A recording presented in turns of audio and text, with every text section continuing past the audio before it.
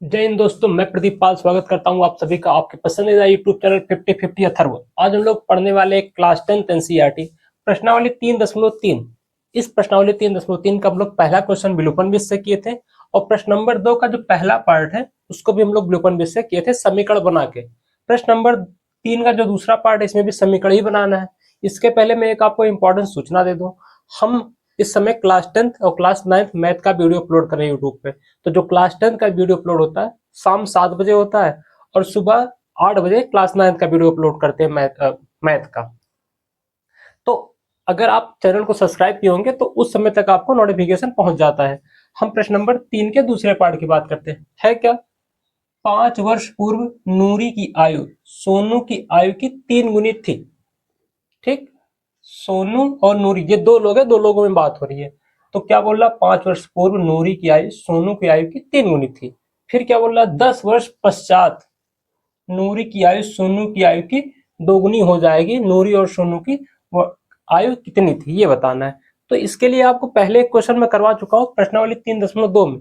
Same type का question था तो हम वहां पे एक कॉलम बना के क्वेश्चन किए थे। सेम चीज ऐसे यहाँ भी करेंगे, कॉलम बना के क्वेश्चन को करेंगे, ज्यादा आसान होता है। हम लोग क्वेश्चन को कॉलम बना के करने वाले, कैसे करना है उस पर ध्यान देते हैं। किसकी उम्र निकालनी है? तो नूरी और सोनू दो लोगों की उम्र निकालनी है। तो पहले दोनों लोगों का नाम लिख लेते हैं। हमारे पास एक नूरी हो गई, दूसरा सोनू, ये दो लोग हैं। तो पहले कॉलम में क्या रहेगा? वर्तमान आयु। नूरी और सोनू की आयु याद कीजिए तो लिख देंगे भाई, क्योंकि हम लोग जब भी आयु निकालते हैं तो वर्तमान ही होता है। बस इतना सा आपको जानना है। वर्तमान आयु क्या हो जाएगा? नूरी की वर्तमान आयु को x मान लेते हैं और सोनू की वर्तमान आयु को y मान लेते हैं। ये दो चीज मान लिए। अब हम बताए थे इसके बाद हमें ध्यान देना होगा क्वेश्चन में पूछ क्या रहा है या फिर क्वेश्चन बोल क्या रहा है उसके हिसाब से। तो बोल क्या रहा है? 5 वर्ष पूर्व, पूर्व का मतलब पहले होता है। तो ये 2025 चल रहा है। अगर मैं आपसे बात करूं भैया 2025 से 5 साल पहले, पूर्व मतलब पहले, तो 5 साल पहले आप कहां पहुंच जाएंगे? 2020 में। आपका जवाब तो यही होगा ना। यही चीज यहां भी बोल रहा, 5 वर्ष पूर्व नूरी की आयु। तो जो वर्तमान स्थिति है यानी 2025 से 5 साल पहले, तो 2020 में पहुंच जाएंगे। क्या किए? 2025 से 5 पीछे चलने के लिए माइनस कर रहे हैं। तो वर्तमान आयु से हम अगर 5 माइनस कर देंगे तो हम लोग 5 साल पीछे यानी 5 साल पूर्व चले जाएंगे। तो होगा क्या?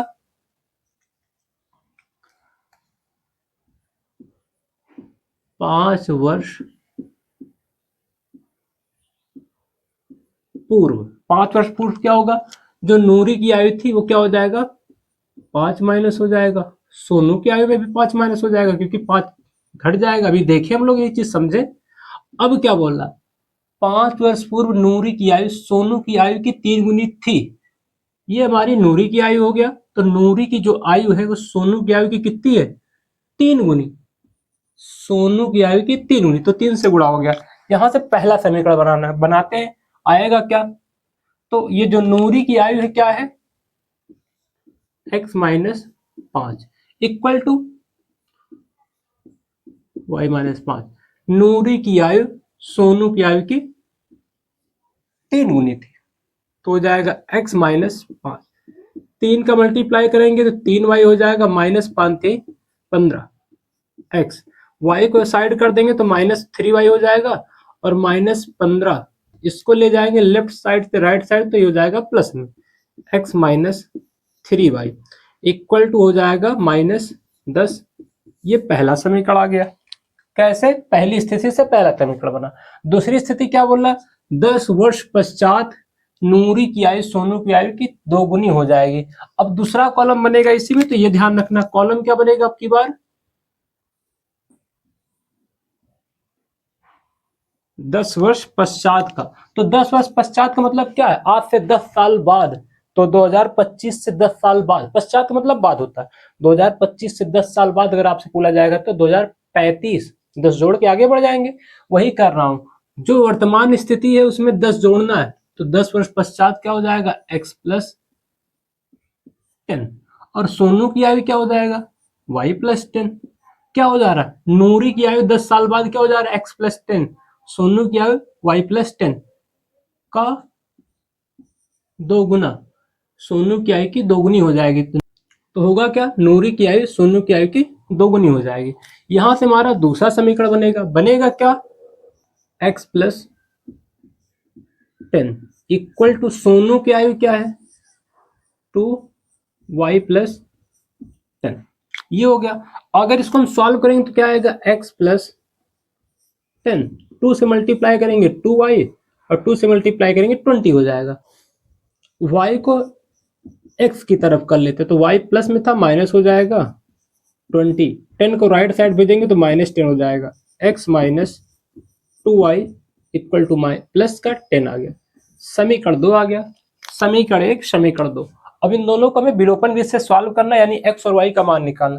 निकालते हैं, सॉल्व करते हैं। पहला समीकरण क्या है, x minus 3y equal to 10। दूसरा समीकरण क्या है, x minus 2y equal to, ये माइनस 10 था, ये प्लस 10 है। समीकरण 2। समीकरण 1 और 2 को अगर देखें तो सबसे पहले विलोपन विधि में खास बात क्या होती है, ये ध्यान रखना है। हमें जिस चर को जीरो करना होता है या शून्य करना होता है उसका गुणांक सेम रहना चाहिए, ये विलोपन विधि की खास बात होती है।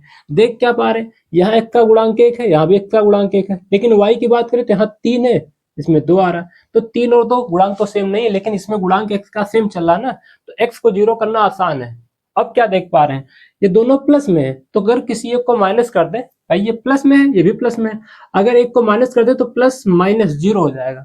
तो करेंगे क्या, समीकरण 1 माइनस समीकरण 2, यानी समीकरण 1 से समीकरण को 2 घटा देंगे, और जब भी घटाएंगे तो माइनस हो जाएगा। कैसे, जब भी हम घटाते हैं तो चिन्ह बदल जाता है, ये ध्यान रखना। तो ये माइनस हो जाएगा, ये प्लस हो जाएगा, ये भी माइनस हो जाएगा। क्यों, क्योंकि क्या देख पा रहे, एक प्लस वाला माइनस हो जाएगा, माइनस वाला प्लस, तो ये हमारा कैंसल हो क्या जाएगा, x x जीरो हो जाएगा, x प्लस में था, x माइनस में था, जीरो हो गया।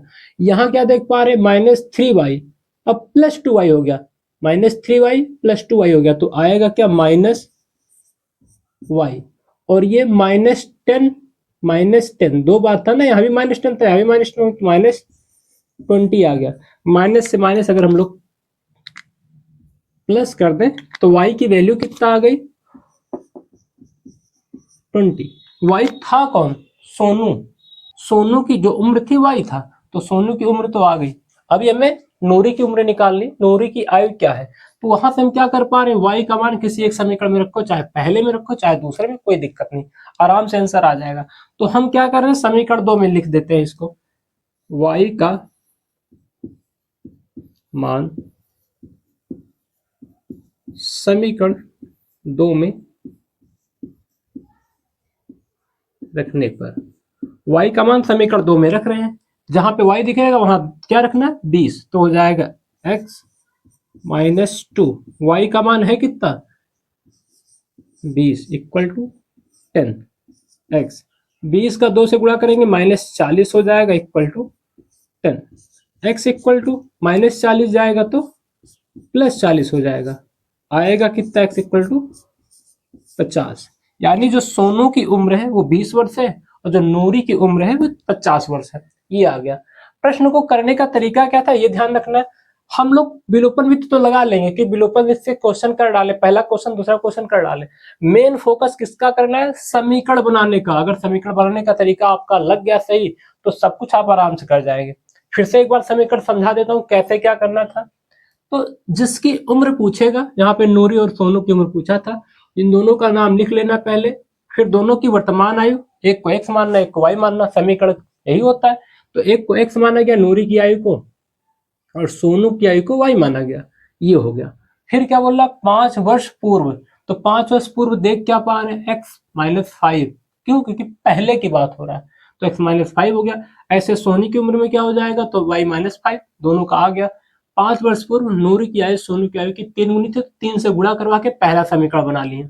ऐसे फिर क्या किए, 10 वर्ष पश्चात बोल रहा था, यहाँ पे लिखना चाहिए था 10 वर्ष पश्चात, ये लिखा नहीं था, ये लिखना चाहिए था हमें, ये ध्यान देना।